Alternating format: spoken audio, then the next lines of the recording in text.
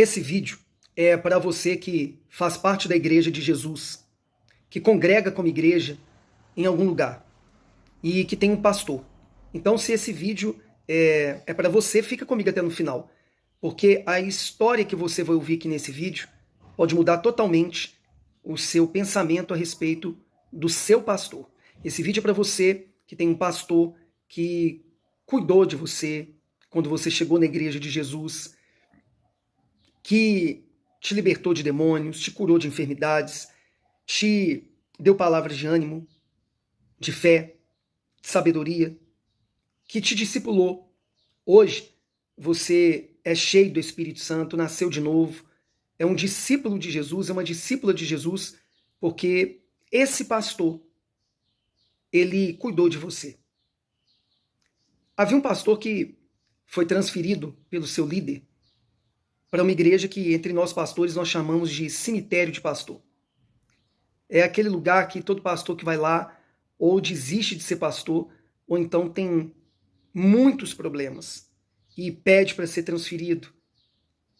E quando ele chegou nesse lugar, uma igrejinha no interior, perto de uma fazenda, de um fazendeiro que congregava ali naquela igreja, o seu líder disse para ele: olha, você está indo para lá e a primeira visita que você vai fazer vai ser na fazenda do fazendeiro que frequenta lá. Lembrando que essa igreja era um cemitério de pastores. Era um lugar que pastores desistiam de fazer a obra de Deus ou que pediam para ser transferidos. A igreja não desenvolvia, não crescia. Então, chegando lá, ele obedeceu o seu líder e o primeiro lugar que ele foi, a primeira visita que ele fez, foi na fazenda daquele fazendeiro que fazia parte lá da igreja. E ele não tinha carro, né? A igreja de lá não dava essa condição. Ele conseguiu uma bicicleta e foi até a fazenda de bicicleta.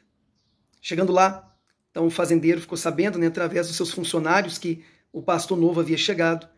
E depois de um tempo que o pastor se apresentou ali para ele, ficou lá um tempo e foi embora, então aquele fazendeiro, membro da igreja, mandou que seus funcionários separassem um cavalo e desse para aquele pastor, para voltar no cavalo e que ele podia deixar a bicicleta ali. Detalhe, o cavalo que o fazendeiro, membro da igreja, pediu para poder separar para o pastor, ele fez uma observação para os seus funcionários, que fosse o pior cavalo. O cavalo mais magrinho, mais mal cuidado. O pastor aceitou, pegou aquele cavalo, mas só que não deixou a sua bicicletinha. Ele saiu da fazenda de um lado, com o braço, empurrando a bicicleta, com muita dificuldade, e com o outro braço ele puxava ali pela corda o cavalo. Passados-se muitos meses, o pastor ele foi fazendo o trabalho, aparentemente nada tinha mudado ali na igreja, a igreja não tinha crescido, desenvolvido, tudo parecia do mesmo jeito. Até que ele fez um evento para reunir todo mundo ali da congregação e todo mundo estava esperando o pastor chegar.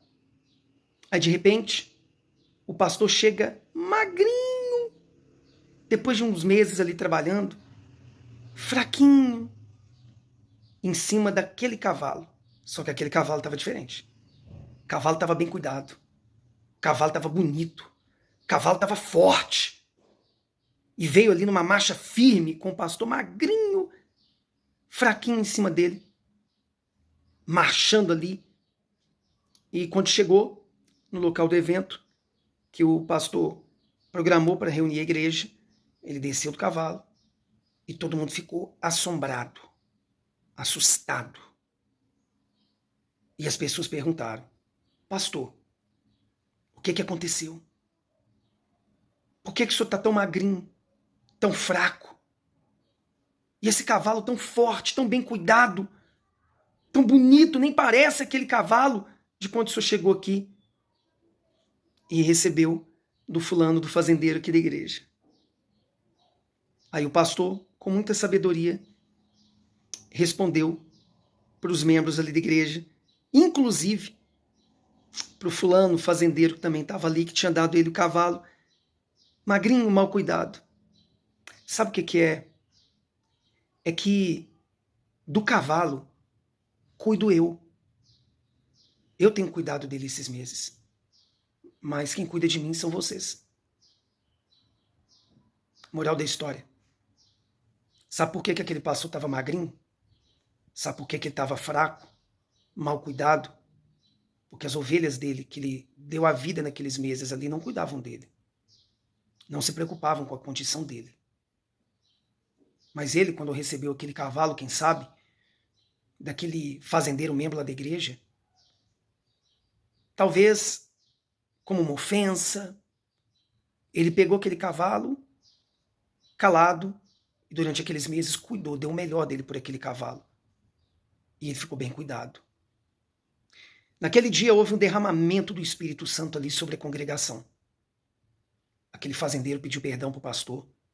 E de fato aquele fazendeiro nasceu de novo, recebeu o Espírito Santo também, começou a investir lá na igreja local, os membros também começaram a investir na igreja local, houve um despertamento, começou a se evangelizar, a ganhar almas, aquela igreja nunca mais foi a mesma, ela prosperou em todos os sentidos, materialmente, em condições para o pastor, sua família, para receber os membros, os novos membros, muitas almas foram ganhas ali e pessoas transformadas por Senhor Jesus. Eu quero te falar uma coisa, quem sabe você faz parte da igreja de Jesus, independente da denominação, que eu disse no início do vídeo. Você tem um pastor dedicado, um pastor que é como a Bíblia diz, dá alma pelas ovelhas. Um verdadeiro pastor, homem de Deus. Mas você não tem se preocupado com ele, com a esposa dele. Só se preocupa com você, com a sua própria vida. E digo mais. Muitos, hoje em dia, não querem mais devolver dízimo, as primícias, os primeiros 10%, por amor, por gratidão, por, sabe, obediência à palavra de Deus, para manter a obra de Deus naquele local. Para sustentar o pastor, a família do pastor, e dar condição para aquele local receber melhor as pessoas, fazer ali reformas, fazer tudo que se precisa e que se pode ali com os recursos para poder ganhar almas. E também cuidar do seu pastor. Não ofertam mais, não doam mais, mas hoje em dia a sociedade está tão doente, inclusive as pessoas que dizem que fazem parte da igreja de Jesus, que eu quero te fazer uma pergunta. Você tem pet em casa? Você tem um cachorrinho, uma cachorrinha de estimação? Quanto é o seu gasto por mês com esse cachorrinho, com essa cachorrinha? Ele está bem cuidado? Ela está bem cuidada? Você, quando reúne amigos que muitas vezes nem são da igreja de Jesus, porque a Bíblia diz o seguinte, fazei o bem a todos, em todo o tempo, mas principalmente aos irmãos da fé, aos da família da fé. E quem sabe você honra mais os de fora. Pessoas que são amigos, entre aspas, de trabalho, ou até mesmo parentes, mas que não têm a mesma fé. E se você colocar, sabe, na calculadora que você gasta para receber essas pessoas, não que você não tem que honrar verdadeiros amigos e familiares, não é isso que eu estou falando. Estou falando do desequilíbrio, da desonra. A igreja de Jesus é os pastores. Quem sabe que você gasta com seu pet, com seu cachorrinho de estimação, que a sociedade está tão doente que está tratando como filhos. Então, tratando filhos como animais, inclusive aqueles que são pais e estão na igreja, e tratam animais como filhos. E para terminar, se for ver o gasto que você tem com seu pet, todo mês, com seu cachorrinho de estimação, você tem gasto mais com ele ou com ela do que com o seu pastor?